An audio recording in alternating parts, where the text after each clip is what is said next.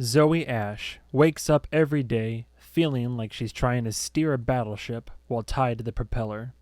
The 23-year-old heiress to a criminal empire is navigating a futuristic world of high-tech liars and cutthroats, forced to learn the rules of a devious game she never asked to play. Now she's facing a crisis that is both bigger and stronger than all that came before. The gleaming new city of Tabula Rasa is hosting its massive annual music festival, which, every year, precedes the equally massive annual drunken riot. This is all organized by Zoe's people, including the riot. As her advisors explain, the citizens need a little controlled chaos now and then. Zoe, however, fears the chaos will not stay controlled for long. When a horrific crime is broadcast live on an all-seeing social network, Zoe and her team suspect a carefully staged hoax arranged by one of Tabula Rasa's shadowy power players. But in a city where lies are always served in layers, even that explanation will prove far too simple. And here we are, ladies and gentlemen. Skip to the timestamp shown below if you want to get right through it and get past all my prattling. I completely understand. But here we are with Jason Pargin's newest book, and that is correct to avoid any confusion. David Waln was the name he was using, the pen name, if you will, that was the actual character in his John Dies at the End series, and now he's going by, for all intents and purposes, his actual name, Jason Pargin.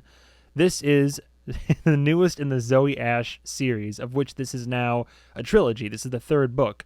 If you haven't read the other two books, I highly encourage it, or if I can toot my own horn for a second and recommend you listen to my read-through, they're not as good as they are now, I'll leave it at that, but you're more than welcome to read the first one, which is called Futuristic Violence and Fancy Suits, as well as its sequel, Zoe Punches the Future in the Dick, because we're about to read the newest one, which is Zoe is Too Drunk for This Dystopia. If you like Jason Pargin's writings, like I do, or love them in this case, or if you happen to be a fan of my read-throughs of these, he has other works. There's the other series, the aforementioned John Dies at the End, with its sequel, This Book is Full of Spiders, Seriously Dude, Don't Touch It, and What the Hell Did I Just Read, a novel of cosmic horror, and the last one that I just finished, If This Book Exists, You're in the Wrong Universe. But here we are. I won't take up any more of your time. I'll probably put these out 5 chapters at a time or something to that effect, but I know a bunch of you were excited about this. I am too. It is my virgin read-through of this. I have not read this at all. So, without further ado, Zoe is Too Drunk for This Dystopia by Jason Pargin. For my mother, who gave everything to everyone. Heiress, associates among victims of East Village blast. Report. ZOEY Ashe, 23, is reportedly among the victims of this morning's explosion in the trendy East Village neighborhood of Tabula Rasa, along with an unknown number of her associates. Ashe achieved notoriety as the surprise heir to the fortune of flamboyant real estate mogul Arthur Livingston. There have been multiple high-profile attempts on Ashe's life in the 15 months since, her father, having accumulated numerous enemies over the decades due to his alleged involvement in organized crime. It is unknown why Ashe and her associates were present at the time of the incident, and no official announcement has been made regarding their blast may have been due to the implanted device, say experts. The explosion that collapsed an East Village business and reportedly claimed multiple high-profile victims may have been the result of an implanted device, say experts. The blast occurred sometime after midnight, and authorities have so far declined to declare it to be an intentional attack. Law enforcement sources, speaking on condition of anonymity, say charred human remains recovered from around the blast site are consistent with an internal device, the legs and skull reportedly having landed over 200 feet apart. Black market implants, including notoriously unstable augmentations, have recently become the subject of beloved raccoon believed killed in East Village blast. Bandito, a wild raccoon with over 15 million followers on the social live streaming platform Blink, is believed to have been killed in the overnight explosion in an upscale neighborhood on the east side of Tabula Rasa. Bandito rose to fame last year after an unknown user captured the raccoon and attached a dime-sized, blink-enabled camera on a harness, set to continuously stream its day-to-day activities. Millions of users have since followed the animal's adventures as he has attempted to secure food from trash bins and dumpsters around local businesses while evading predators and animal control. Fans are planning a vigil this afternoon outside the... Chapter 1. Exactly 44 hours before a building would collapse on top of her, ZOEY Ashe was shuffling drunkenly around her mansion in a bathrobe, munching Doritos. She had actually gotten lost in her own home, dully convinced that someone had switched around all the rooms as a prank. She'd gotten up in search of her favorite drunken night food, the Doritos in the heated bag that makes them taste like they've been pulled fresh from a deep fryer. But when she arrived back at the guest bedroom, she'd opened the door to find a chemical-stinking storage room packed with housekeeping equipment, including the pair of floor cleaner robots plugged into their chargers like a couple of sleeping tortoises. Zoe had gotten distracted for a while, giggling and trying to feed them Doritos, until she lost interest in that and stumbled back into the hall. That's when she heard the alarm. It sounded like it was coming from outside, a robotic woman's voice, sternly warning an intruder that terrible consequences were coming their way unless they turned back. Zoe shuffled back toward the main stairwell leading down to the front entrance, only to instead find herself in the foyer at ground level. That's why she'd gotten lost. She was on the wrong floor. She pulled open one of the obscenely heavy, 12-foot-tall etched bronze doors, paused to wipe Dorito dust off the knob with her robe, then stepped out into the night, only remembering she was barefoot when she felt the cold cobblestones under her toes. "You are on a course to violate restricted airspace over private property," stated the alarm voice with chilling robotic indifference. "You have 5 seconds to turn back or automated countermeasures will be used, up to and including lethal force." Zoe thought it was funny that this kind of computerized warning voice was always coded as female. She had brought this up with the person who'd installed the alarm system, and was told that, for the type of guy you're trying to deter, a stern woman was the last voice it ever obeyed. A school teacher, a mother, or whatever female family member had gotten stuck with raising them. Zoe surveyed the area and saw nothing out of the ordinary, unless she counted the pair of white trucks belonging to the company that was about to install a pool out back, which she had apparently ordered at some point. But they'd been there for days, and surely the estate's ingenious threat detection knew that. Then, her sluggish brain finally processed what the robotic schoolmarm was saying about violating restricted airspace, and she squinted up into the night sky, scanning it for hovering lights. The last few times she'd heard this alarm, it had turned out to be paparazzi, usually drones, once a helicopter, hoping to catch some kind of crime or other depravity occurring at the estate. As if Zoe's people would do that kind of thing out on the lawn. Then she looked down at herself, and remembered why the March night felt so much colder than she'd expected. She was wearing a fluffy white bathrobe, but that was it. Her underwear had been discarded in the hallway. The dress she'd worn to the evening's awards ceremony had been left in the car.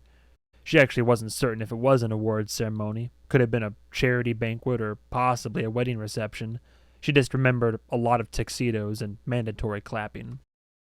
The intruder, apparently, hadn't turned back. The AI dominatrix voiced a new message, stating that they were now officially flying over private property and that countermeasures were being readied. Though, if they were here for her photos, they probably had everything they wanted from Zoe's appearance alone. The tabloid media outlets loved to simultaneously describe Zoe as fat and disgusting, while also publishing as much of her bare skin as they could steal.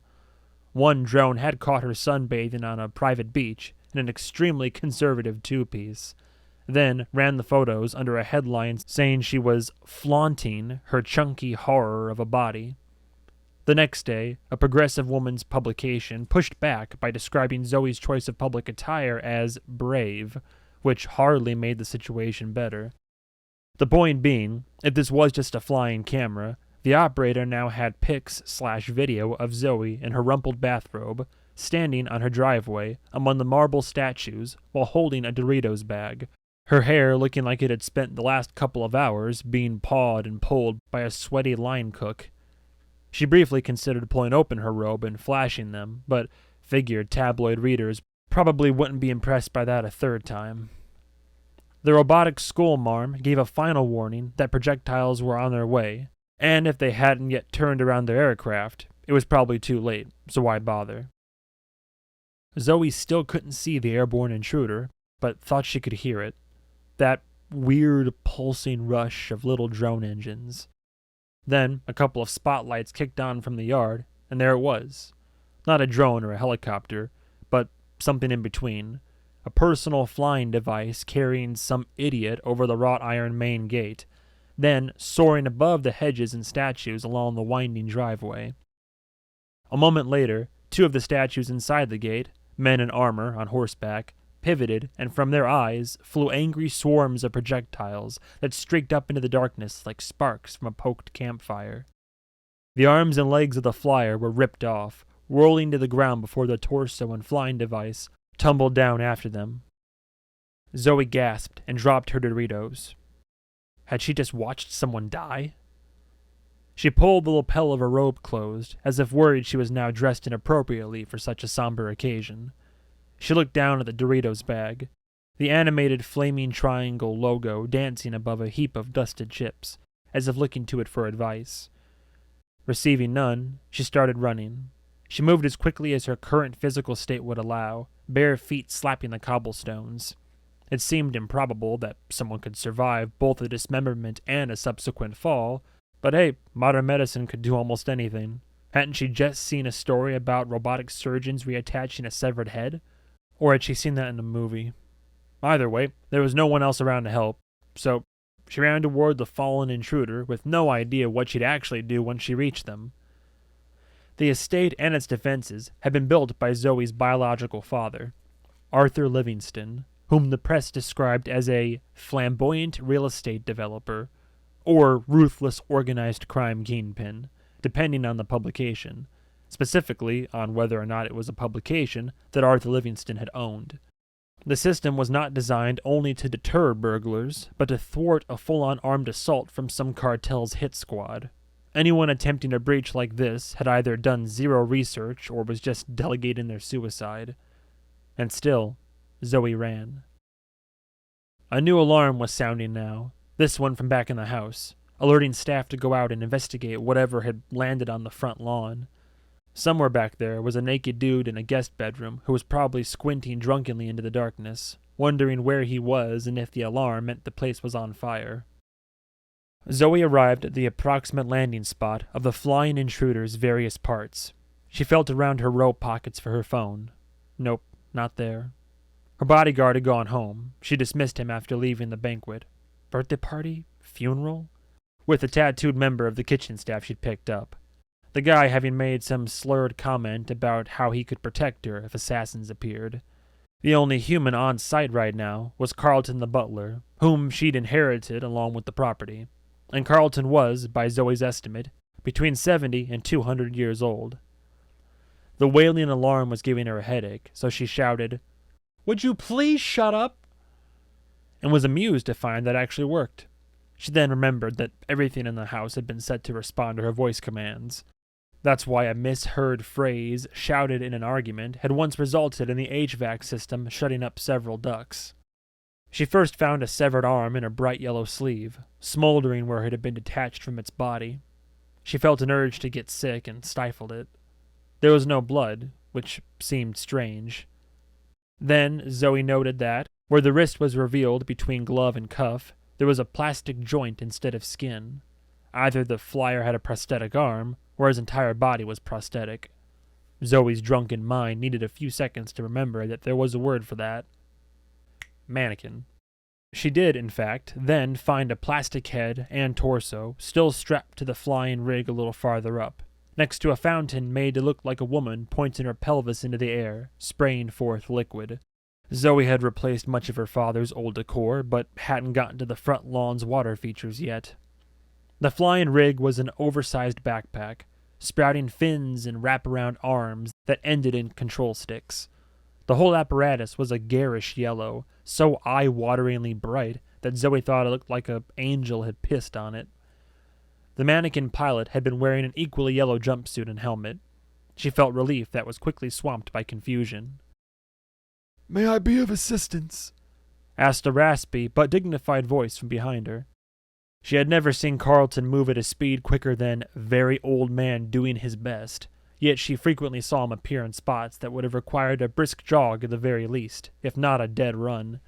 She speculated that Carlton could actually move very quickly when he needed to, but perhaps thought it was unbecoming to be seen sprinting from place to place in formal butler garb. Zoe said, "It's a dummy." "I would still advise caution. The system has not detected any dangerous devices, but some dangers are difficult to detect. Previous experience has taught us a hard lesson on that subject." Some part of Zoe's brain knew this was correct, but what was the point of drinking if you were just going to cling to your inhibitions?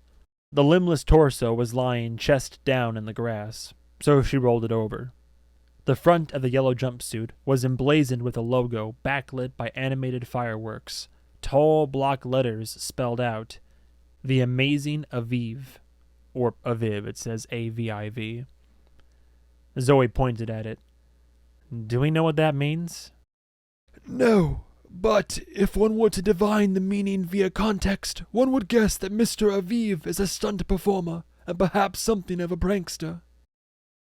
He had us shoot down a mannequin as a prank? It's not very funny. He should have filled it with poop or something. "Perhaps this was not the prank. Perhaps this was a dry run, to see what happens to intruders who attempt to gain access to the grounds via the air." Ah, well, now he knows. "Should I call Wu?" He's almost certainly already on his way. Any alarm from the house goes directly to his phone. If anything, we should message him to not bother. In fact, please do that. I'm going back to bed. "Very good.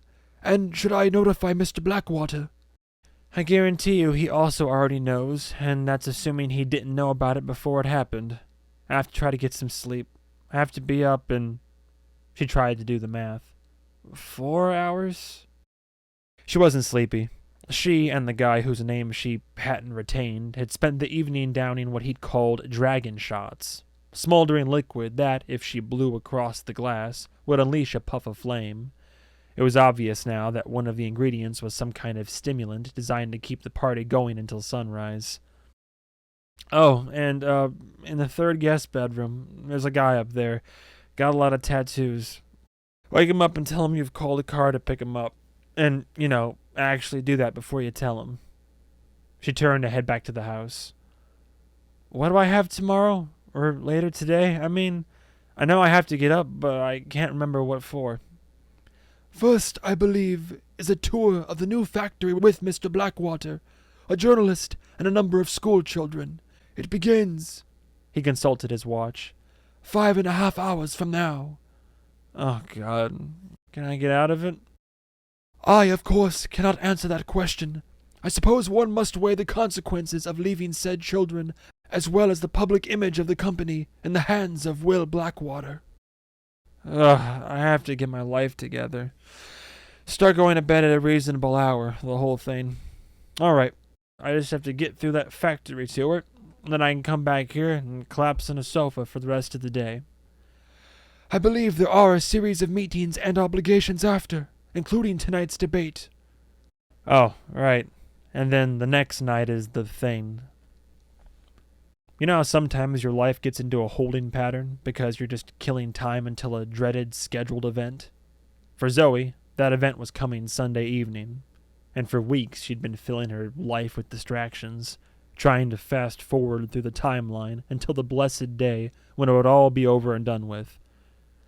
As for today, it sounds like the biggest challenge will be staying awake for it all, said Zoe, in what would turn out to be the most inaccurate prediction of her lifetime. Chapter 2. The events described herein take place in the future, in an 85,000 square mile expanse of a gorgeously hostile territory that people in Zoe's time will call Utah, which you'll note is the same as what it's called now. The difference is that in your present, the southwestern part of the state is home to a number of friendly small towns and some of the best hiking grounds in America. In ZOEY's future, a cabal of wealthy real estate developers have bulldozed all that nonsense and laid the foundations for a gleaming new metropolis called Tabula Rasa. Note the S is a $. Spearheading the effort was Arthur Livingston, an innovator responsible for numerous breakthroughs in the field of committing crimes in ways that cannot easily be prosecuted. Tabula Rasa was to be a utopia built according to Arthur's undying belief that if enough capital accumulated in one spot, everything else would just work itself out. His spectacularly violent death at the hands of his rivals would thus be declared ironic by some in the press who clearly did not understand the meaning of the word. When a professional shark wrestler gets bitten in half by a great white, that's not irony. That's somebody getting precisely what they signed up for. Those are but the broad strokes of the events. The details are all but impossible to know. This is by design. Arthur had famously surrounded himself with a team of 4 advisors, who, according to outlandish rumors that happened to be true, had mostly cut their teeth as dirty tricks. Operatives for intelligence agencies that, it should be noted, considered just shooting their enemies in the back of the head to be an example of a clean trick. Their names were Will Blackwater, Andre Knox, Bud Billingsley, and Michelle Echo Lean. Or maybe they weren't. Their birth certificates would almost certainly display different names, if anybody were actually able to find such documents. They were always impeccably dressed, wrote one journalist, but they do all their most important work in the dark. Arthur's team, who most people in town simply called the Suits, were the subject of endless conspiracy theories. One claimed they owned an invisible military helicopter to move about the city, and just as many conspiracy facts. They had, in fact, used such a helicopter at some point, but it was a rental. In a world full of cameras, said one obituary, Arthur Livingston and his underlings mastered the art of staging a reality that suited their needs. Fringe publications often attributed some kind of occult powers to Arthur and his people, but the truth was they simply didn't need them. Arthur had learned early in his life that reality only existed as the collective perceptions of the beings living in it. So if one could manipulate those perceptions, they could effectively control reality. Arthur used this unfathomable power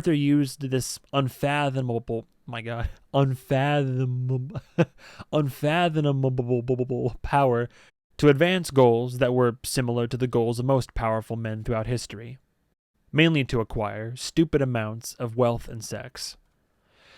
Upon his death, it was discovered that Arthur had bequeathed his entire empire to a previously unknown daughter, who, at the time, was residing with her mother in a Colorado trailer park.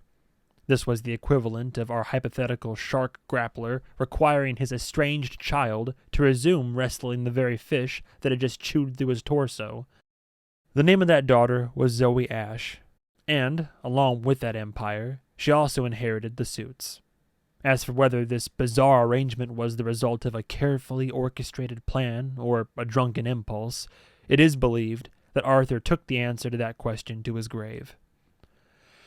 ZOEY has since become the subject of many salacious rumors herself, many revolving around the accusation that she has resorted to some deeply unhealthy habits in order to cope with the stresses of her new position.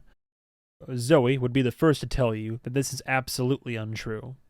Her unhealthy habits were doing nothing to help her cope. Chapter 3. ZOEY was leaning on a huge pillar of quivering beef when she heard the crash. The noise had erupted from somewhere outside the vast production floor and sounded like a buffalo rampaging through a bicycle shop. She was on the verge of asking if that noise was unusual for this facility when an alarm began wailing, answering the question for her. This was a day for alarms, apparently. Alarms and headaches. There was a handful of white jumpsuited staff working the factory floor, and she attempted to judge the scale of the emergency from their reactions. They were all exchanging looks with each other, apparently trying to do the same. "What was that?" ZOEY asked the man in the black three-piece suit next to her, who was currently directing a withering gaze toward the commotion. "She cut her way in through the roof," replied Will Blackwater, as if he'd somehow discerned the who, what, and where from a clanging chorus of tumbling metal. It wouldn't surprise Zoe if he had. Will was a man in his late 30s, whom the press referred to as Zoe's advisor, or puppeteer, depending on the publication. He was wearing the clothes of a man headed for a funeral, and the expression of a man who was about to cause one.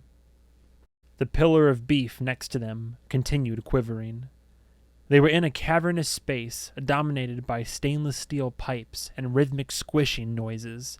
It was a cultured meat factory owned by a company that had almost sarcastically named itself Montana Skies Beef.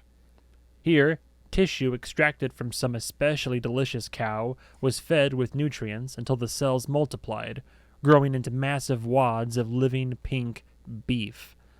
The wobbly masses were then transferred to these clear vats, each 10 feet tall and 5 feet wide, where they were stretched and then massaged with pulses of electricity, causing the pink pillar of flesh to flex and convulse as if being tortured.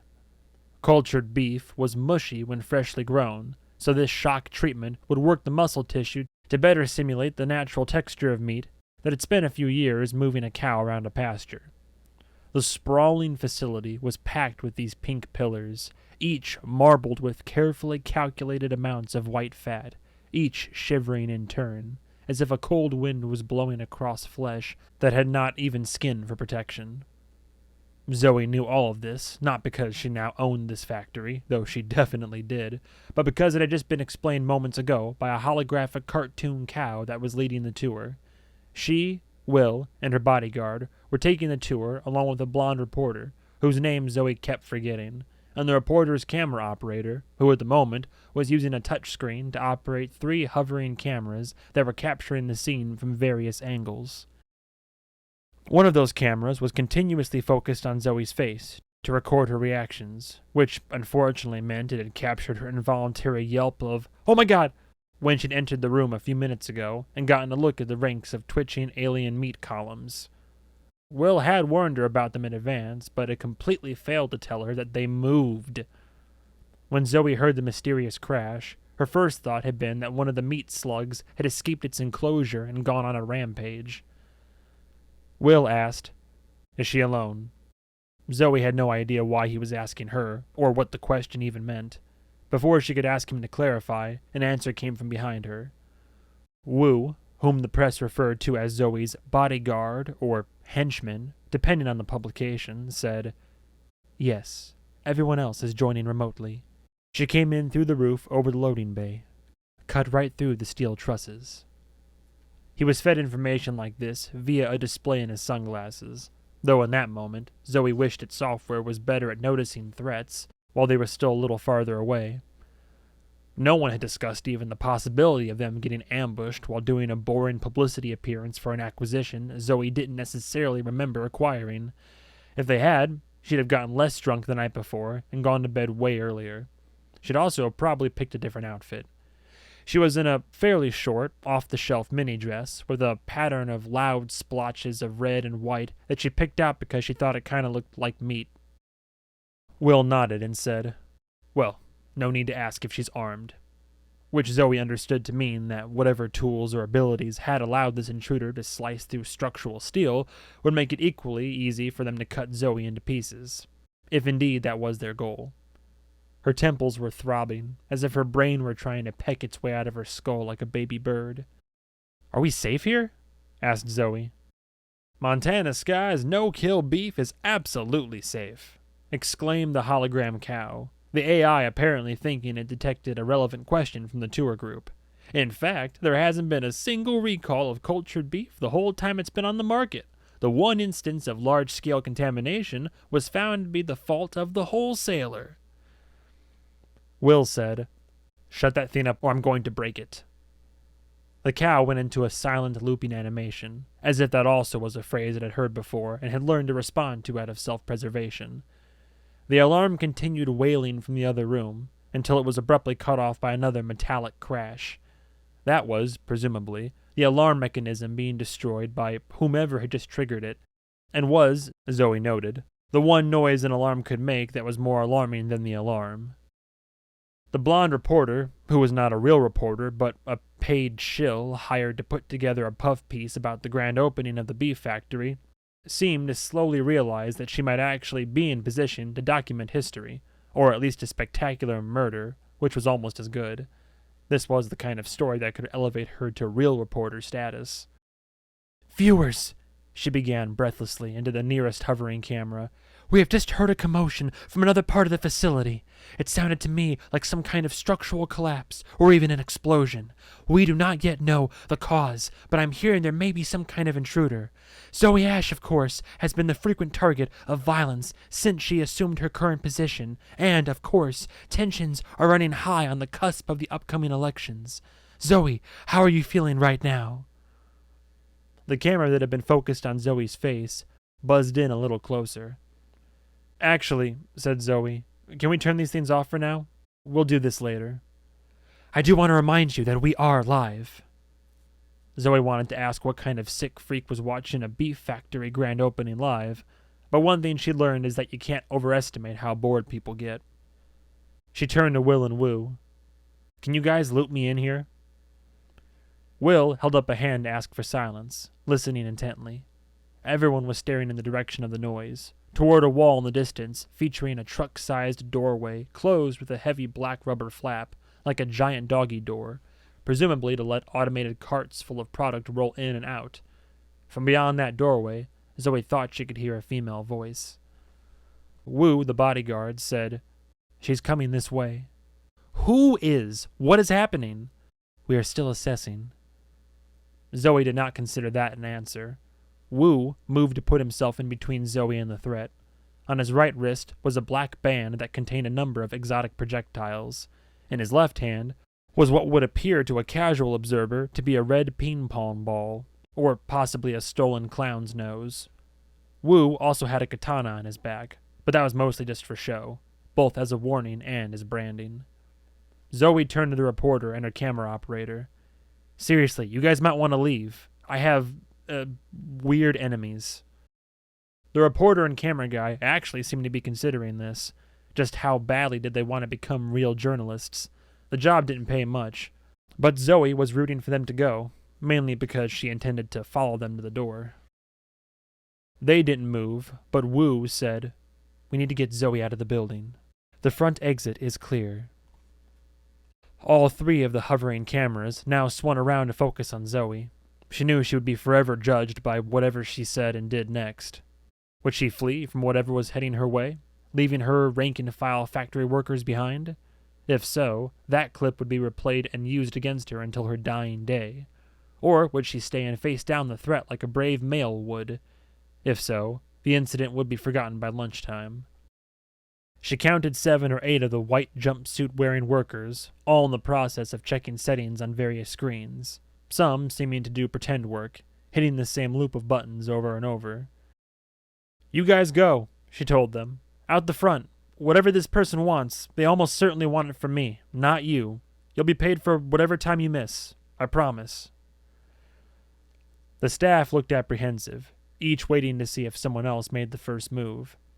The hovering cameras pivoted to catch their reactions. They, too, were now live in front of an audience. Did they want to be seen leaving this young woman to the wolves? Collectively, they made a silent compromise, and retreated until they were closer to the main exit, but without going outside. Technically, they hadn't abandoned their posts, but they still had a clear path to safety should whatever came through that doggy door be the kind of exotic threat the city was famous for. "As you can see, Miss Ashe has chosen to stay behind to face whatever is coming," said blonde reporter. "There has, of course, been a significant investment to this facility, and she will not so easily be deterred from her mission to become the beef queen of Tabula Rasa." ZOEY was about to say that was absolutely not her mission, when Will interjected. "She's not staying for the factory. She's staying for the kids." He tossed a thumb to his right, and Zoe's stomach dropped. Oh God, she thought. The kids.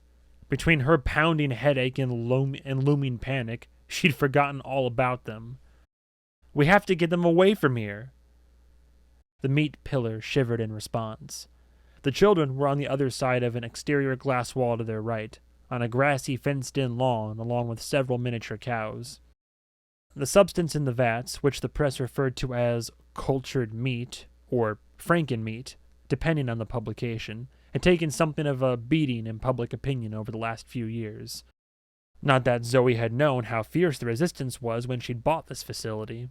She thought she was doing a good deed, since this beef used a tiny fraction of the land and water as the real stuff, produced an equally tiny fraction of the CO2 emissions, and involved none of the animal suffering. That last one was a big part of the marketing for Montana Skies, and, as such, the grounds outside the factory included a petting zoo with several adorable, waist-high Highland cows, lazily grazing under a Friends Not Food banner. ZOEY's tour groups had thus included a dozen children from a school or an orphanage or something. She hadn't paid close attention to that part of the meeting, and they were currently outside, petting those friendly miniature cows and posing with them for photos.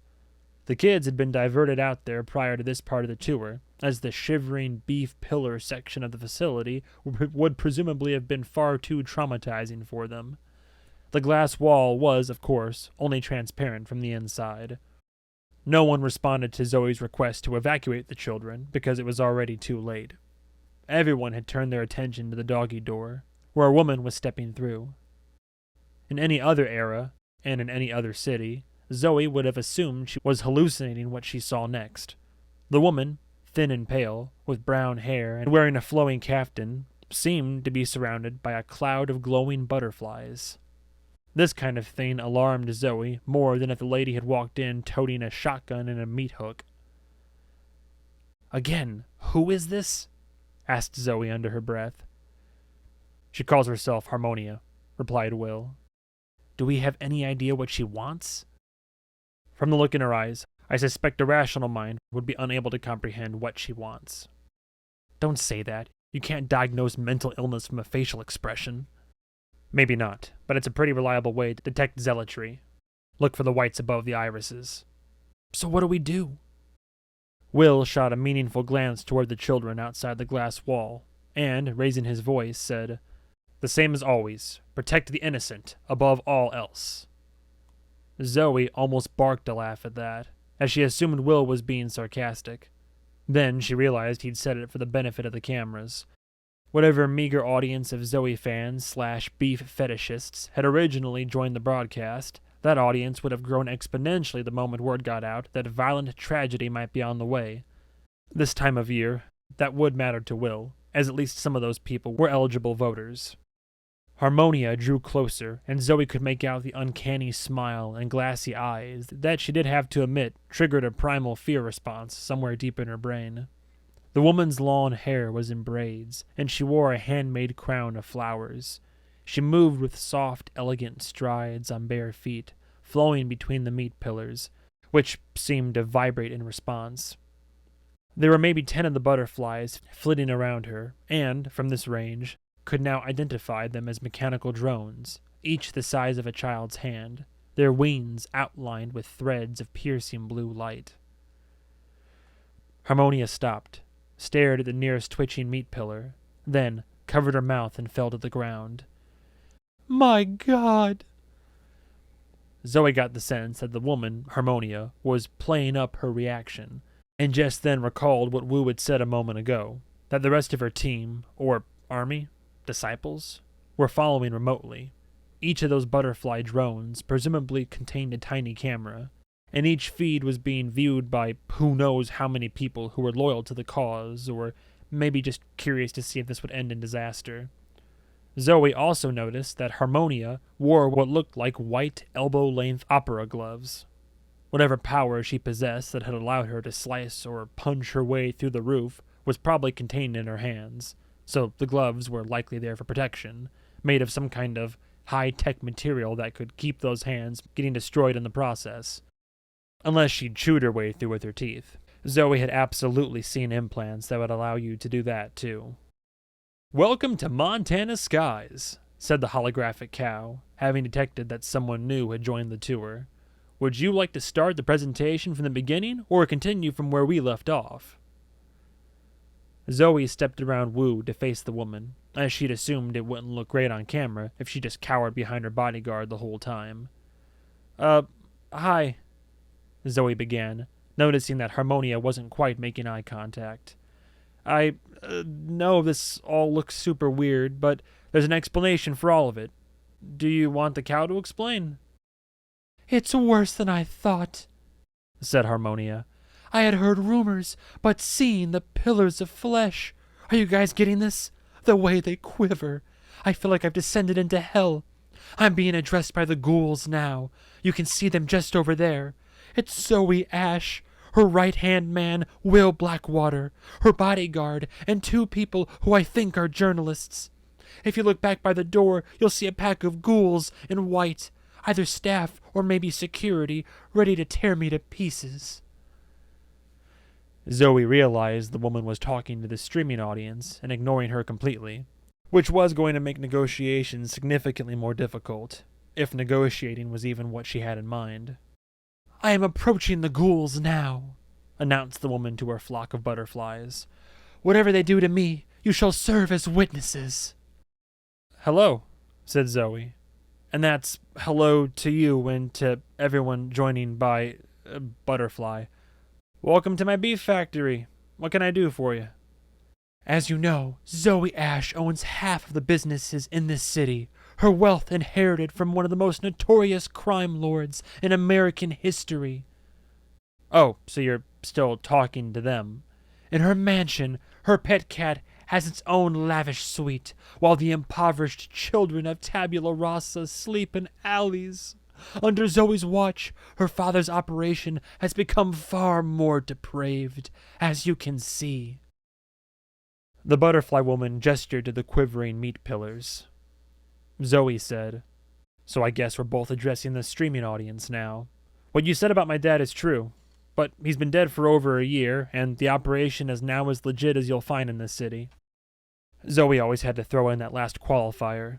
In Tabula Rasa, this kind of thing had to be graded on a curve. I realize that this is going to lead to a discussion about whether or not all of his wealth is fruit of a poison tree, and if legitimacy can be purchased when the money to purchase it wouldn't have existed if the operation had been legit from the start. I've asked that question myself many times, and the answer I keep getting is that pretty much every fortune has bloody roots, so all we can do is try to make it right. Your name is Harmonia. It is, replied the woman, addressing ZOEY directly for the first time. Still, she felt like Harmonia's gaze was passing right through her. Are the rest of your henchmen here, or are they out orchestrating some new horror for the city? The rest of the suits were not, in fact, present, as there had been no reason to drag the whole team along to tour the cloned hamburger distillery. Hell, ZOEY was pretty sure Will had only come as an excuse to avoid some other worse meeting, probably one involving local politics. It's just the ones you see here, said ZOEY, and we don't really plan horrors anymore. The horrors that occur now are pretty much spontaneous and against our will. I actually bought this factory as part of that, the going legit process. One day I found out I owned a horse racing track, and that felt like a sleazy business to me, so I immediately sold it and bought this instead. It's beef without hurting the cows. I know the manufacturing process is weird to look at, but have you ever seen a slaughterhouse? Mute ZOEY Ashe. I'm sorry, what? You are muted on my feed. For anyone tuning in, your voice will be silenced, and a box will appear over your mouth to prevent the reading of lips. I will not allow you to brainwash my followers with your lies. She gestured to her glowing butterfly drones. My flock, take out her cameras. The butterflies zipped around the woman, leaving streaks of blue in ZOEY's vision. They swarmed to the reporter's 3 camera drones, and, one by one, all 3 banged to the floor, smoldering and stinking of molten plastic. They then fluttered back to Harmonia, and now ZOEY wondered if Wu had anything on him that would defeat a pack of electrified insect drones. She looked to Will. ZOEY couldn't read his expression, not now or at any other time. In general, if you ever thought you could read Will's expression, it was only because he wanted you to, which meant you still weren't doing it. The cameraman dropped his control pad and sighed. Those were $20,000 each. ZOEY said, We'll pay for them, then turned to Harmonia. It looks like you're not here to talk, so what exactly do you intend to do here today? And do you mind if we all just take off and leave you to it? Without answering, Harmonia made a gesture toward the nearest quivering meat pillar, and the butterflies flew over to it. Half swarmed to the top of the glass pillar, where pipes and conduits ran up to the ceiling in bundles. The rest of the drones clustered at the bottom, where metal brackets attached the apparatus to the floor. Next came sparks, and the sizzle of concentrated energy slicing through metal, the drones working it from both ends. "Wait," muttered Zoe to Will. "Is she mad at the meat?" Will only looked annoyed. The butterflies kept working until the meat-filled glass column shifted and then tilted on its perch. The whole thing fell over, shattering on the floor, exposing the raw cylinder of wobbling pink flesh. Harmonia strode over on her bare feet until she was standing over the pillar, carrying herself with the solemn grace of a mourner over a casket. Her bare feet had come to rest atop several shards of glass, and tiny circles of blood were oozing out. Harmonia seemed not to feel it. "There it is," she said softly to her unseen audience. "This is what they're putting into your hamburgers, your hot dogs, your tacos. Some of you have eaten this already. Of course, they say this mass is the result of extracting cells from a healthy cow, then growing them in a lab. But we know the truth, don't we?" Zoe rubbed her eyes. "Oh, God, I think I know where this is going." "You!" shouted Harmonia to one of the white jumpsuits around the front door. "What cow did this meat come from?" The man glanced nervously at his coworkers. "I don't know," he said, barely loud enough to be heard from back by the doors. "You mean, like, its name? That's not information we would—" "In what region of the country was it raised?" "I don't know, ma'am. Somewhere out in—" "What type of cow, then? You'd surely know that, just from working here. Hereford? Texas Longhorn? Wagyu?" "That first one, I think. That wasn't really my area of—" "Come here." "What?" "You heard me. Come here." The man, a square-jawed guy who almost seemed to Zoe to be too pretty for this job, tentatively came forward. He stopped some distance from Harmonia, warily eyeing her flock of flapping robotic butterflies. Harmonia gestured to the fallen meat pillar. "Eat it." "What?" "Take a bite of the meat. It's just beef, right?" He wrinkled his nose. "Well, it's raw. And it's, unfinished." "He will not consume the meat," announced Harmonia to her audience, "because this meat was not grown from the cells of a cow, but of a human." Zoe said, "Jesus Christ, why is it always cannibalism with you weirdos? When I was little, the conspiracies were about child sex trafficking. Do you guys get bored with that? I mean, at least that's an actual problem in the world. I know you're not going to listen to what I say. I know that your fans can't listen because you blocked my mouth. So I'm going to ask out of pure morbid curiosity, what possible motivation could we have for feeding human meat to people? What would we have to gain?" "You get the lower classes addicted to human flesh, and they will begin to hunt and eat one another. You will then sit back in your palaces and laugh as their blood runs in the streets." Zoe took a moment to compose herself before speaking. "You know my story, right?" she began. "Not too long ago, I was on minimum wage plus tips and government PDR payments. Now, I know you think all of the rich people in the city are monsters, but I've been dealing with them personally ever since I got here, and I can assure you they are actually much worse. This whole city was built with casino money. Did you know that the games didn't run on chance? Those slot machines use software. It's an algorithm that picks payouts based on human psychology. It detects right when the player is about to give up, and then throws them a minor win just to keep them hooked, or makes the spinning numbers look like they just missed a jackpot. Big payouts are timed for when the most tourists will see the flashing lights and get tricked into thinking they could be next. And you know who cleans and maintains all those towers downtown? It's not robots. It's migrant workers who wiped out their life savings for their papers, then got here and were told they had to work for half the promised pay or get deported. Do you see the theme? This whole city was built on false hope, dangled to desperate people like a fishing lure. Zoe was getting so worked up that she had to stop and restrain herself before the vein on her forehead started throbbing. Wu was now looking at her with some concern. Harmonia said, "I am well aware of what people like you do to the downtrodden." "I don't think you are," interrupted Zoe, the words painfully ricocheting around her skull. "Do you realize how weird it is that the person who owns the land basically controls everything? Or that a person can own land at all? Then when other people build stuff on and around that land, when other humans do work that makes it livable, the owner of the land gets infinitely rich off it even though they didn't do anything? Owning property is an infinite money cheat code, and nobody sees it as a problem. I have no idea what I'm doing, and I just keep getting richer. And no, the enemy isn't a few corrupt billionaires. Below us, all the CEOs and corporate landlords collude with each other all the time. They fix prices, they keep wages low, you name it.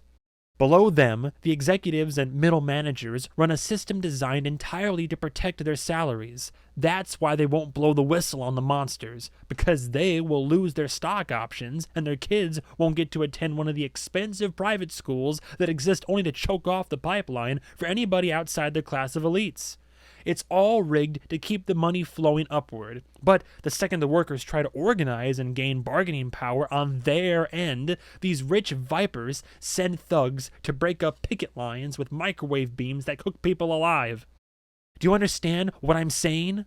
Harmonia, you don't need to make stuff up. Hell, I'll join you. Give me some butterflies. At this point, Zoe figured even the huddle of white jumpsuits by the door should be ready to rise up and seize the means of production. Harmonia, however, still seemed unmoved, distracted even. There was a crash and a tinkle of glass to her right. Zoe turned toward the glass exterior wall and, beyond it, the lawn with the children. One of the panes had been shattered by the butterfly drones. The tour group kids outside had reacted to the noise, as had several of the tiny cows. "Come, children," shouted Harmonia, stepping toward them. "Come and see what the ruling class are doing with your flesh." One of the kids, to Zoe's horror, ran toward the opening in the glass wall, a curly-haired boy who seemed thrilled at the promise of chaos. Then the rest of the children followed him, their little eyes lighting up at the one thing few human brains can resist, the thrilling promise of novelty. "No!" yelled Zoe. "Stay out there," shouted Wu in his most authoritative voice. "It's dangerous. No, stay back." The curly-haired kid arrived and gawked at the quivering meat pillars. "They're alive!" Then he saw the toppled one among the jagged shards of glass and said, "Look, that one got out. Whoa!" There was no turning them back now. 12 children and 3 small cows came wandering in to witness the awesome wonders of the beef factory. One little girl was stepping tentatively among the columns, eyes wide, her little arms wrapped tightly around herself. The curly-haired boy grabbed her, hustled her toward the toppled pillar, and yelled, "I dare you to put your tongue on it!" The little girl shrieked. Another kid said, "I'll put my tongue on it for $100. Harmonia opened her arms. "Gather around, children. Come and see." Zoe turned to Wu. "Do something." It was clear from Wu's expression that he didn't know exactly what Zoe wanted him to do. He had various methods of incapacitating threats, up to and including incapacitating them right off this mortal coil in smoldering briquettes, but the presence of children complicated everything. Will set his eyes on Harmonia, and in a voice that somehow seemed bored, said, "I assume you know that if you hurt these children, your movement is dead forever." "If I hurt these children," replied Harmonia in a quivering tone that implied her outrage was about to cause her brain to boil out of her ears, "these children who will see their own flesh multiplied and consumed for generations by a civilization turned into cannibals at the hands of a cabal of ghouls." "Hold on," said Zoe. "So we're not just manufacturing man meat here, but we're taking the starter tissue from kids? Why would we do that? Why?" "Their meat is the most tender." "How do you know that?" The children were getting upset. Presumably less because they understood the danger and more because they just hated hearing grown-ups fight. One of the fluffy little cows came over and started sniffing the handsome staffer Harmonia had brought forward earlier, the one who hadn't known his beef trivia. Harmonia approached one of the children, a tall boy with jet black hair. "You, young man, you seem to have the proper muscle-to-fat ratio for livestock. Did these people here do anything to you? Did they use a needle or a thin blade to withdraw a piece of your flesh?" The boy looked to Zoe like he was hoping she'd provide him with an answer to what had been the most confusing question he'd been asked in his young life. "They did it to me," shouted the curly-haired boy, who was now sitting on the floor and playing with bits of broken glass. "They took it from me." Harmonia's eyes went wide. "Tell me where." "From my butt," shouted the boy, laughing. "No, I mean, never mind." Harmonia faced Zoe. "You're going to take me to the room where you collect the samples of child flesh, and then you're going to show me where you store them. I'm not allowing you to destroy the evidence the moment I leave." "Well, there is no such room," said Zoe, "so it looks like we're at an impasse." Harmonia directed her swarm so that the glowing blue butterflies surrounded the handsome staff member. The cow next to him gave a confused little moo. Harmonia asked him, "Do you want to show me where the children's cells are taken?" "I don't know anything about that," he replied. "I don't know anything about this place at all. I don't even work here." Harmonia faced Zoe. "Take me to the extraction room, or this man dies." Zoe looked to Will. She prided herself in not having to rely on him in situations like this, or really any other, but he still had far, far more experience than she did in this kind of thing. There was a long pause while Will looked back and forth from Harmonia to the man she was holding hostage with her butterflies, and then to Wu, who seemed poised to cut the woman down if some kind of resolution could not be reached in the next 5 seconds or so. The fluffy little cow grunted and licked its snout. For the second time that morning, Will uttered a phrase that was utter nonsense to Zoe. "Millie wants you to come home." Harmonia reacted like Will had just pulled a gun. Through a clenched jaw, she said, "Are you threatening my child?" Zoe felt the familiar sensation of being simultaneously comforted and terrified that Will was, somehow, several steps ahead. "You take up the cause of children, but you have a child in the city who is your own flesh and blood, whom you have not spoken to in 6 months. She's 13. These are her formative years. She needs a mother to teach her how to be a woman. You, not her father's carousel of young girlfriends. You've invented this cause to cover for your own failure, for your own cowardice." "If you speak of her again, I will kill you. You may not think I am capable, but I am." "I know you are. You received implants from the same supplier that made your moth swarm. That's some expensive hardware. Who paid for it?" Harmonia was purposefully working her fingers, as if activating the tiny machinery threaded through the muscle and bone. Zoe noted gleaming diamond-shaped panels on the palms of her gloves. Zoe said, "Whoa, everybody calm down. This actually seems like the world's easiest problem to solve. Harmonia, take a sample from any of these beef towers, or all of them. Take it to an independent lab and let them test it. If it doesn't come up human, boom, problem solved, right? No need for violence. There's no difference of philosophy or morality here. This is just a misunderstanding." "All your offer tells me is that every lab in the city is on your payroll. Otherwise, you wouldn't have suggested it." "Then take it out of the city. Send it to a lab in Europe. Wherever. Don't you want proof?" "If it came up negative for human cells, it'd just mean you swapped the samples during shipping." "I don't understand. What would serve as proof for you, then?" "Show me the tissue extraction chamber, like I asked." "It doesn't exist." Zoe was trying to keep the frustration out of her voice and failing spectacularly. Her head had reached a point that she was frankly surprised wasn't fatal. "Do you want to tour every room of this facility to prove to yourself that it doesn't exist? We can do that." "That would only mean the entrance is hidden. I'm done listening to your lies." The woman grabbed the little boy, who'd claimed he'd had his butt sampled, and yanked him to his feet. You! Show me where they took you, to extract the tissue. No, yelled the curly-haired boy. You smell weird. Will said, I know you didn't get paid for this gear yourself. You got fired from your job at the real estate office 3 months ago, after ranting to customers about human meat in their burgers. The divorce came a week later, right? How much has this cost you? This obsession of yours? What would it mean if you turned out you were wrong this whole time? About this? About everything?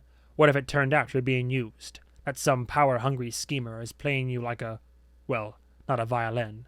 That's too sophisticated an instrument. Like a squeaking dog toy. Harmonia set her jaw. No, I don't need to see the facility. I have him. I have a witness. Come on. She started to drag the child away, as if intending to leave with him. In a panic, ZOEY stepped forward and yelled, Hey, you're not taking him out of here. Harmonia kept walking, yanking the child along. And then, chaos ensued. First, ZOEY felt a hand wrap around her bicep. That was Will restraining her. Enraged, she ripped her arm free and lunged forward, grabbing the hostage kid by his free hand, trying to separate him from Harmonia. In the following few seconds, 2 distinct images were imprinted on ZOEY's brain. The first was Harmonia, who'd pivoted and raised her hand towards ZOEY. A hand that held no weapon because, ZOEY knew, it was itself a weapon. Lines of bright blue pulsed across the diamonds in her palm. The second image, spotted just at the outer boundary of ZOEY's vision, was Will Blackwater's face. Just moments ago, she'd had the thought that she could never read his expressions. Well, the alarm he showed now was genuine. What was happening was absolutely not what he had been expecting. There was a flash, and instantly, ZOEY was blind. She fell to the floor, blinking dark orbs out of her vision, while chaos erupted all around her. A little girl shrieked. ZOEY smelled sizzling meat and hoped it wasn't from a human child. She kept blinking, trying to restore her sight. Everything was unfolding via a series of vague shapes between her and the windows, a play acted out by thrashing shadow puppets. There was a tall, dark figure that she thought was Will, hauling the screaming, curly-haired boy away from Harmonia. She saw Harmonia raise her hand as if to fire off another blast of whatever she was summoning from her implants. Before she could, Wu flicked the red ball he'd hidden in his left hand toward the woman. This, ZOEY knew, was a non-lethal weapon she'd been briefed on months ago. A shell containing a sticky goo that was like industrial-grade marshmallow. If it hit an armed assailant, the goo would expand several thousand-fold to engulf their arms and torso. It would also presumably disable, if not ruin, whatever weapon they wielded. At the moment the goo capsule impacted Harmonia, she was standing in front of the fluffy little cow. The ball exploded into a pink mass, causing the woman to stumble backward until she fell into the cow. The goo then glued her to the animal, which panicked and took off running toward the opening in the glass, mooing and dragging the now screaming woman that was stuck to its flank. Everyone on the factory floor watched dumbfounded as the lowing, shrieking mass went galloping out onto the lawn and into the distance. The woman's flock of butterfly cameras watched her go for a moment, paused, then slowly followed her out. Several of the children applauded. ZOEY was on her hands and knees, staring at the floor and watching her fingers come into focus. Wu was asking if everyone was okay. She felt a searing burn in her scalp and touched her head. She had a bald streak of raw skin where whatever beam Harmonia had fired at her had missed her brain by millimeters. She looked over her shoulder and found where Harmonia's beam had struck. There was a charred wound in the quivering beef pillar, a tunnel of seared meat that ran all the way through. ZOEY sat back and tried to recover, while Will and Wu conferred with staff and some security people who had finally arrived. Where had they been? Then Will took a call, and after a 5-word conversation, walked over and saw the path scorched through ZOEY's scalp. She watched a strange transformation play out on his face. There was initial shock as he realized for the first time what exactly had occurred, and more importantly, what had almost occurred. His mouth fell open a little bit. His eyes went wide. Then, after 2 seconds, his lips snapped closed and he swallowed. Then it was gone. Just like that. He flipped a switch in his brain, and his normal, implacable expression took over. He said, "Can you brush your hair over from the side?" We have another meeting. What? No, Will, we don't. We do now. Something has come up. Another of the girls has gone missing. Come on, security will mop up here. Zoe had no idea what girls Will was talking about or why they would be missing, but it was also one of the few combination of words that would force her to move. Somewhere, someone was in danger. Zoe groaned and lay back on the floor for a moment, staring up at the pipes and ductwork crisscrossing the ceiling. I need a minute. Are the children from the tour group okay? The staff will tend to them. It'll be easier if we get out of their way before the press get here. Come on, let's go. Echo will be here in under a minute. He pulled her to her feet. There was a time in her life when she'd have been shocked by Will's callous desire to press on with the agenda, but she knew the real urgency on his part was about getting her into the car as quickly as possible. Zoe's body had a history of going into shock any time she was nearly killed in spectacular fashion, and Will clearly wanted to get her moving before that could happen. She stood on her own, feeling like both of her legs had been replaced by vibrating Frankenbeef. I don't know if I can make it all the way to the car. I may have to lean on you as we go. You shouldn't. There are always cameras out there, and that's bad optics. Chapter 4. Is it bad? Asked Zoe, examining her head wound with her phone's camera. It's pretty bad, said Echo Lean, who'd picked them up at the beef plant for the ride back into town. You have a bald streak right near the crown of your head. It really stands out with your black hair. Echo, whom the press referred to as Zoe's technical advisor, or mysterious Filipina operative, depending on the publication, had almost certainly gotten less sleep than Zoe. You wouldn't know it to look at her, though, thanks to what Zoe attributed to an incredibly unfair distribution of genes, and also the fact that Echo wasn't just constantly treating her body like a trash can. She was wearing a black jumpsuit, with a keyhole neckline that made it seem like twisting at the waist would cause a boob to pop out. She'd had her hair cut short a week ago, something Zoe felt like she should be arrested for, leaving her with a messy pixie cut that just drew more attention to her stupidly perfect face. Zoe considered Echo her closest friend, and Echo probably considered Zoe to be her 7th or 8th closest. When they were out in public, people looked at them like a famous model was walking her pet warthog. Zoe grunted. Surely somebody can fix it, right? Follicle implants or something? Nope, that's going to be bald forever, replied Echo casually. No one will ever love you. Shut up. Zoe, you almost died. We're not worried about your hair. It's true you can't judge an individual's personality based on their profession, but the fact that Echo's previous job had involved cheating casinos probably said quite a bit about hers. Her path had crossed Arthur's in one of his joints when she was caught winning at blackjack with a partner and some novel tech that almost defeated the most sophisticated anti-cheat system ever devised. Arthur was so impressed by Echo's prowess, audacity, and symmetrical facial features that instead of dumping her in the desert along with all her previous cheats, he offered her a job. There had been some friction between her and Zoe when Zoe had first taken over, but it's remarkable how two women can form a bond over something as simple as surviving a helicopter crash together. Zoe studied her wound as if she could heal it via sheer concentration. I have to do a public appearance tonight and then tomorrow. The biggest, most terrifying public appearance of my life, or anyone's life, and everybody's going to be staring at my head. It'll give you an interesting story to tell. You know what cures anxiety? Having cool stories ready for the crowd. Or, said Will from behind a glass of scotch, you could use your old man's method. Just tell interesting stories regardless of whether or not they actually happened. Was this the only vehicle you could summon on short notice? No, Zoe specifically asked for it. They were rolling toward the city in a mobile cafe that appeared to be shaped like a giant bus-sized sushi roll. It was technically kimbap, Zoe had been told, the Korean version without the raw fish. There was a single chef behind the counter at one end of the vehicle, serving a variety of fast food from the region, including stir-fried spicy rice cakes and weird dark sausages that were too exotic for Zoe.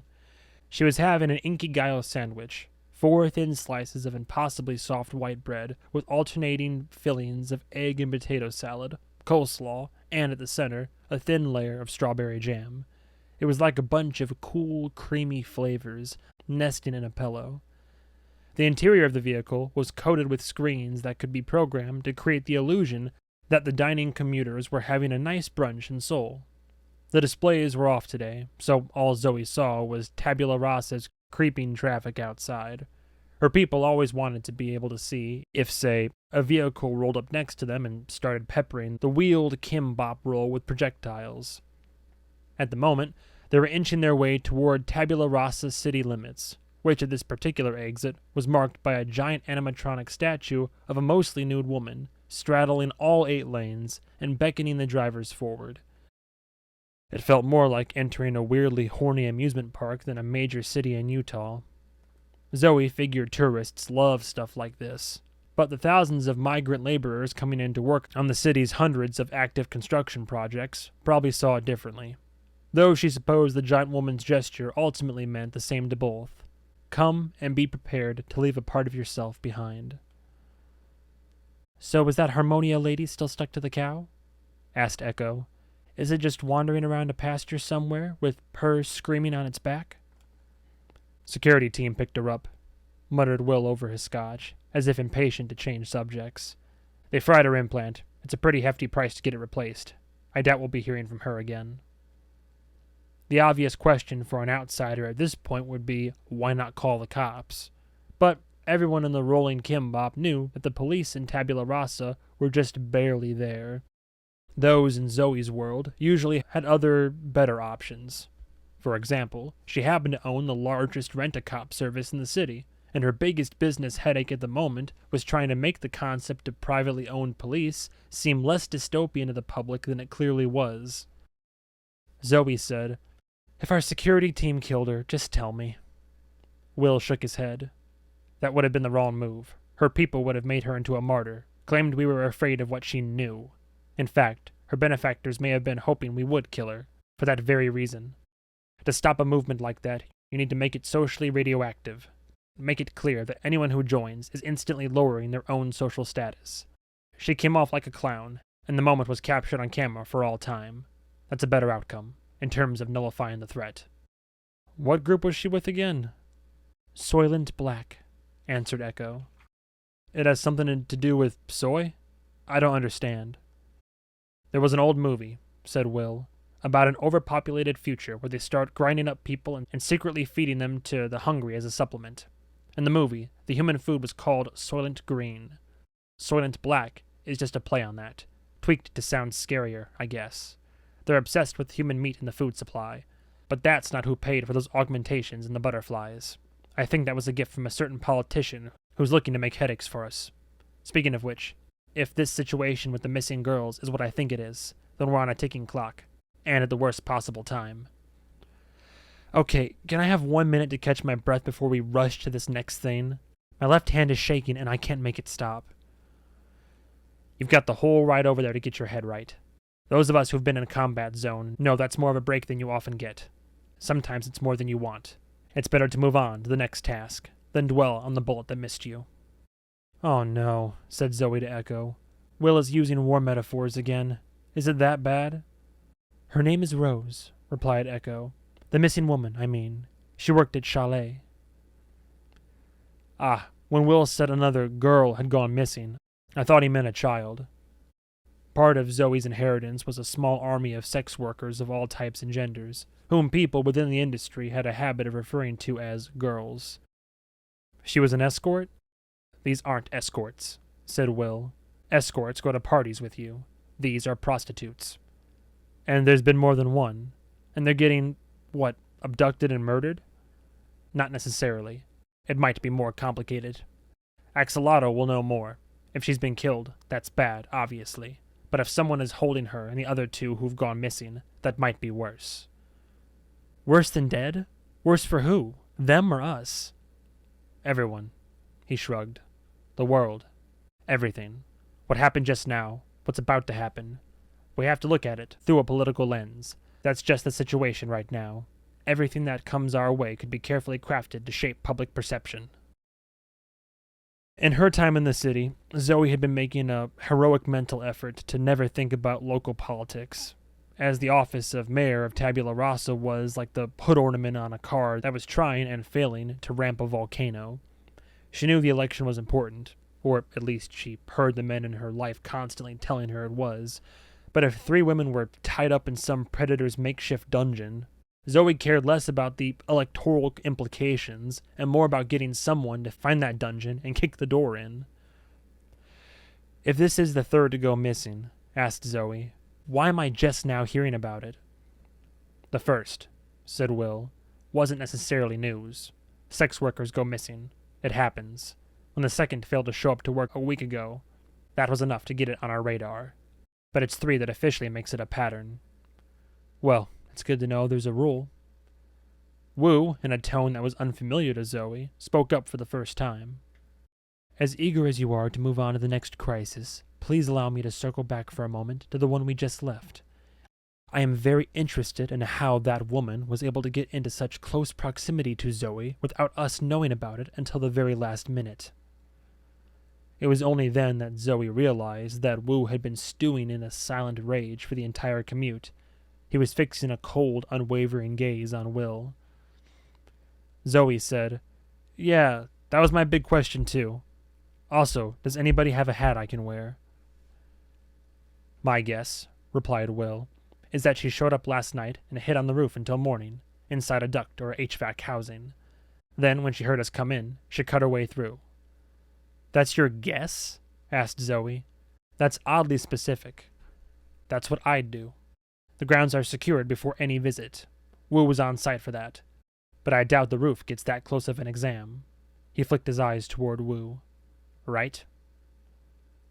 "The issue," said Wu, making a clear effort to keep his voice even, "isn't the woman's physical presence at the building, but that we somehow had no intel about her plan.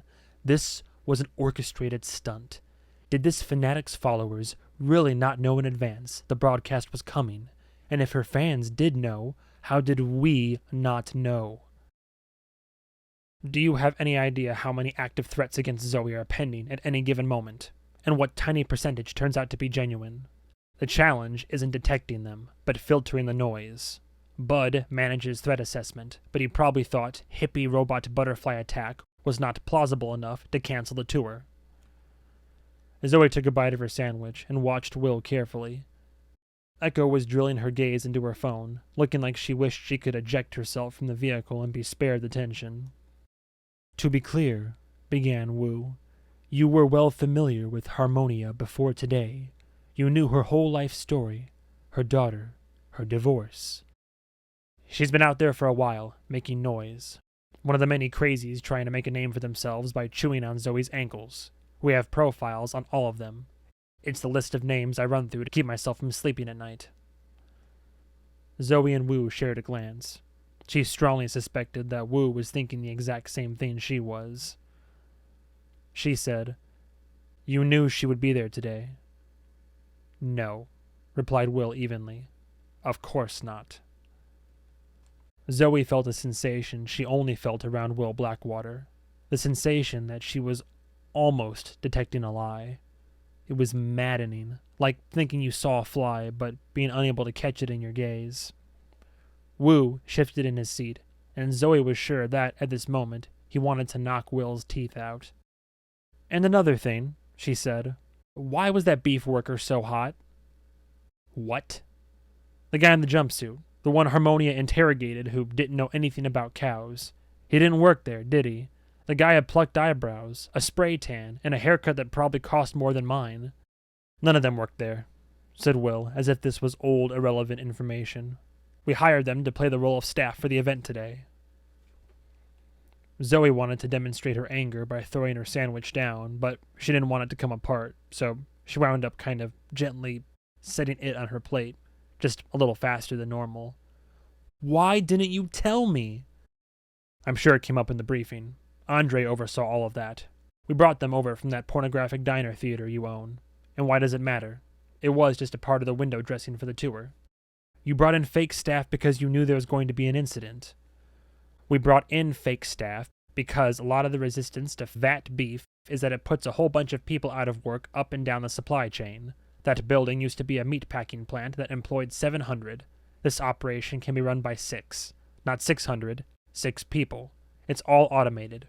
We're trying not to advertise the fact that those other workers lost their jobs. Why didn't we just, not fire them? If you want that new world-saving tech to be the most competitive enough for adoption, this is how it happens. Labor is expensive. If you're rooting for tech to get cheaper, you're rooting for people to lose their jobs. When cars were invented, a whole lot of people in the stagecoach industry had to find new careers. It's the circle of life. And let me point out that the meatpacking industry in America averages about 2 amputations a week. Fingers, hands, arms ripped off by machinery. We are not only doing them a favor, but we're likely reducing the amount of human tissue in the nation's hamburgers. Wu put up a hand. We're getting off the subject. See, another thing is I couldn't help but notice that while you could have written the book on high-pressure negotiations, you made no effort to de-escalate here. In fact, you just kept provoking that unstable woman until she flew into a rage. Of course I did. She was trying to stage a moment on camera to advance her interests. I staged one to advance ours. I knew you had the tools to stop her from getting away with one of the hostages. It only went wrong when Zoe lunged in. Wait, said Zoe, suddenly losing her appetite. Wait, just wait. It was your idea to have the children there.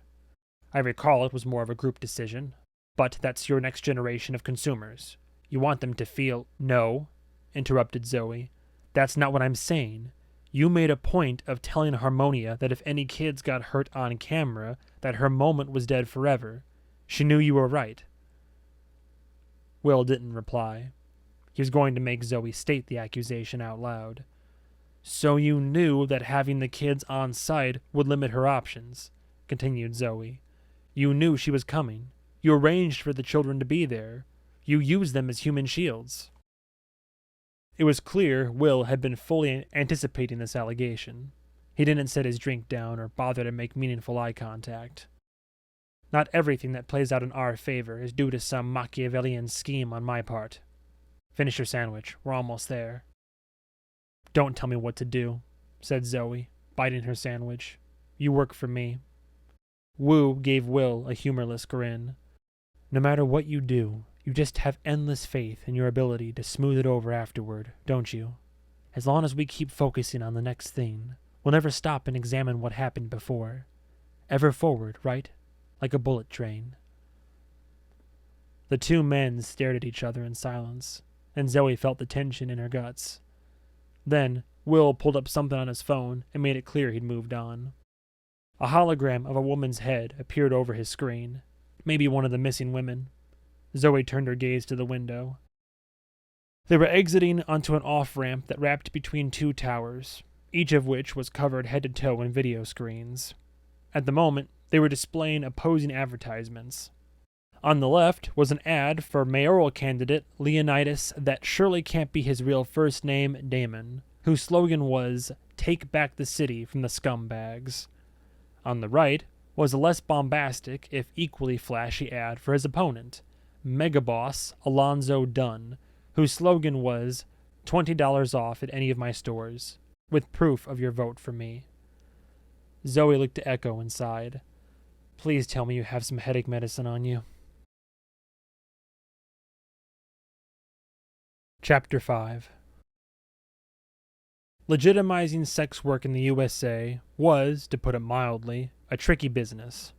The customer base was almost entirely male, but only about 10% of men nationwide have paid for sex at any point in their lives, and only some tiny fraction of those are frequent customers. So, in a city in which full-service sex work is effectively legal and allegedly without stigma, how do you go about attracting that massively untapped sector of the market that is the other 90%? Do these curious outsiders want to feel like they're taking a walk on the wild side, into something seedy and exotic, where the illicit danger is a turn-on? Or do they want it normalized and comfortable, the way above-board massage parlors try to soothe away clients' inhibitions about being touched? The answer that Zoe's father had come up with was that there was no single answer. He instead opened a whole series of bordellos geared toward every class of customer. There were seedy brothels, with entrances hidden in alleyways or in the backs of legit businesses, often exotic joints full of incense and silk that gave off the vibe of an old-timey sailor's favorite haunt on shore leave. On the opposite end of the spectrum were business professional establishments like the Chalet Intimacy Parlor, fronted by a smiling, cute-as-a-button receptionist behind an oval front desk with a trickling fountain looming behind her. Its location couldn't be more public, on the middle floor of a 20-story vertical shopping mall shaped like a giant crystal donut tipped on its side. One of more than 400 businesses at a tourist landmark that served more than 100,000 customers a day. Chalet's location, nestled among all of those bustling shops and restaurants, was a crucial part of the strategy. After all, just because nobody was getting arrested for selling sex in tabula rasa didn't mean the customers' spouses or partners would be okay with any particular transaction. A man spotted on Blink entering a massage parlor in a seedy part of town could only be there for one reason. But a man visiting a shopping mall could be there to, say, buy a new necklace for his loving wife. Thus, once in the building, there were numerous ways to get into Chalet without attracting special notice, including via a narrow entrance tucked away in the hardware section of the mall's largest department store next door. Even a man spotted taking that route had plausible deniability. On the way to the parlor, there were restrooms, vending machines, water fountains. He could have any number of reasons to be back there. Secrets, Will liked to say, are the fragile threads that hold all of society together. Zoe's people, on the other hand, walked right in through the main entrance of Chalet as if they owned the place. Because they did. The receptionist was playing a game on her phone and, without looking up, began to say, "Welcome to..." Her words died when she saw Will. She reacted like he was wearing a vest made of dynamite. She dropped her phone and sat bolt upright in her chair. "Hi, hello, what can I do for you? Can I get Axel? I think they're..." "Yes, please," said Will. "Axel called us. About Rose." Oh, yes, sure, of course." The receptionist reached for her phone and seemed to be trying to remember how it worked. One of the escorts came out from the back, saw Will, froze, then pivoted and quickly went back the way she came. The receptionist finally punched a button and said, "Axel, Will Blackwater is here to see you." She glanced up and nervously scanned the visitors. "And Zoe, and Echoline, and Zoe's, guy, with the sword." They all stood in awkward silence until a pair of high heels came angrily clomping down the hall. Axel stepped into view wearing a spectacular wig the color of a sunlit oil slick and a skin-tight dress that appeared to be made from the scales of a mythical lizard. "What took you so long to get here?" shouted Axel. "Rose could be in a basement or in heaven. Either way, she ain't here, and her clients don't take substitutes. Rose had that farm girl look, hair down to her ass. You don't just replace that kind of wholesomeness overnight. That business is just lost. Gone." Will glanced back at a customer who just cautiously ventured in, then asked, "Can we take this somewhere private?" "What? You afraid I'm intimidating the clients? You know there's an Asian dude with a samurai sword standing behind you." "Well, come on then." Axel led them back to an office and closed the door. There was a smoldering cigarette in an ashtray and a rack of several dozen wigs behind the desk. "Do you remember the conversation we had about your outfits?" asked Will. "What you wear here isn't the same as what you could wear at the Den. The guys who come here are looking for middle-class professional." "This is the most middle-class professional outfit I've got, William. Doesn't show anything. You ask me to fill in, I fill in. You want to hire somebody permanent so I can go back to my joint? Go out and find some madame who dresses like a lawyer. One of those ladies that's always got a scowl on her face so you know she's not one of the pros. Now, do you want to talk about a dress code for the rest of the day, or do you want to address our crisis?" Zoe said, "What you said when we came in, you phrased that like we're worried about the lost business. I just want to make it clear, that's not what we're concerned about here. So you don't have to frame it that way for us." "Who are you?" Zoe was left speechless for a moment. "I'm ZOEY Ashe." "She owns this establishment," said Will. and several hundred other businesses in the city and around the globe. Arthur Livingston's daughter. She inherited Arthur's sprawling empire after he was murdered by rivals, an attempt that resulted in the destruction of several buildings. Last fall, she survived a public assassination attempt at a Halloween parade. Then the destroyed parade float won first prize for best float because the organizers didn't realize that wasn't part of the show. Axel waved a hand. I don't keep up with office politics. You shaved that streak through your head on purpose. Never mind. I don't want to know. This ordeal with Rose, I tell you, it's those religious nutjobs, the funnies with the angels. They've been running off all the customers since January. Zoe looked to Will, and then Echo. Who are they again? Echo said, members of an activist group who call themselves the Liberators. They were doing protests outside the brothels, shaming customers coming in. They wear white robes and masks. It's unsettling, to say the least. They have drones that look like avenging angels, hovering above to remind people they're being watched. They became active right around the time the election started heating up. Axel nodded. You should see 'em at night, how they light up. The first time I saw it, thought it was the rapture. I was like, there goes 75% of our customers, sucked up into heaven. It turned out to be this gang of Puritans. Had a similar effect, though. On the business, I mean. And we think these people are kidnapping the girls now? Asked Zoe. Don't know. Rose didn't come in. Roommate says she got a visit from some folks the other night, but didn't have details, as they have an unspoken agreement not to pry into each other's private affairs. I've been up for 30 hours, trying to track down any crumb of information. Everybody loved Rose. Absolute sweetheart. And she makes 3. I'm dumb about the business at the ground level, so I'm going to ask a question that's probably stupid, so just bear with me. How do we know she and the others didn't just quit and or leave town for their own reasons? Doesn't this job have a really high turnover rate? Axel's face showed that this question wasn't just stupid, but also offensive. Before Axel could answer, Will jumped in. It'd actually be very surprising if all 3 just left without notice. Girls go missing for violent reasons enough that it's an unspoken rule that you let somebody know if you're going to change cities or careers. They keep a lookout for each other. And of course, Dee Dee keeps track when she can. And you think they're all being abducted by these religious types? And what? Killed? Held prisoner somewhere? That doesn't sound like the Christian thing to do.